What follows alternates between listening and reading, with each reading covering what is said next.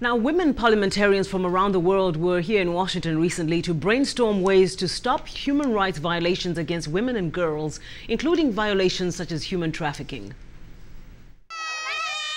Governments in Africa and around the world are trying to fight trafficking of women and girls.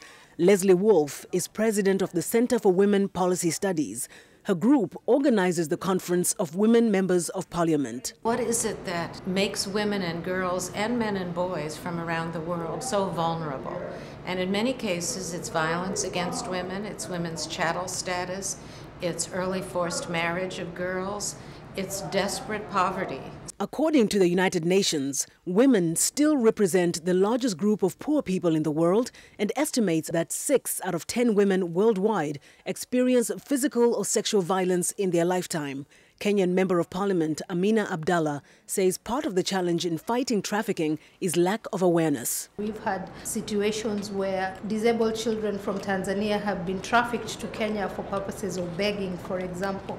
Those are issues that in the past we wouldn't coin or use the term trafficking, but it is now clearer that it is a form of trafficking and it's a serious situation.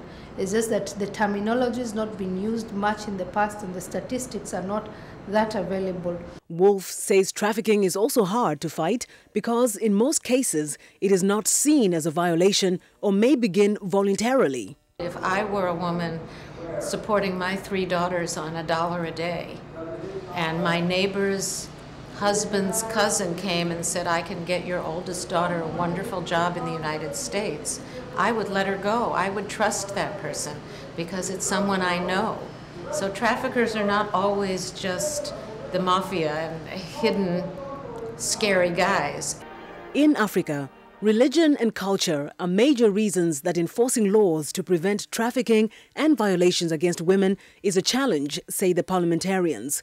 Rebecca Alitwala Kadaga is the Deputy Speaker of Parliament in Uganda and an advocate against female genital cutting.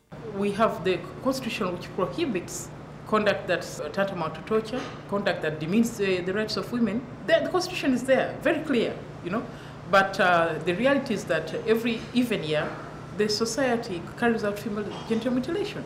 And it goes on because the society expects the women to undergo it. It is the right of passage into marriage, and so on and so forth. Women parliamentarians are invited to the conference because they craft legislation that affects women, something both Alitwala Kadaga and Abdallah say they've done. In Kenya, we've had a private member of parliament push a legislation on anti-trafficking. It had passed through parliament, but it has a challenge in that it requires to set up a fund for dealing with victims of trafficking, and that has been challenged because it's not allowed constitutionally for a bill that requires a fund to be passed by private members. So I'm hoping that the government will take up the bill and be able to set up the fund to deal with the victims. The legislators stress the need for media awareness and a more effective implementation of the law. What we need to do is to have a law enforcement agency that is sensitized and empowered.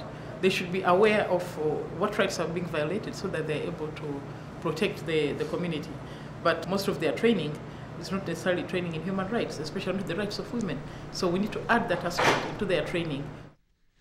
Now, the Center for Women Policy Studies say the conferences have resulted in several legislations that have helped to protect the rights of women.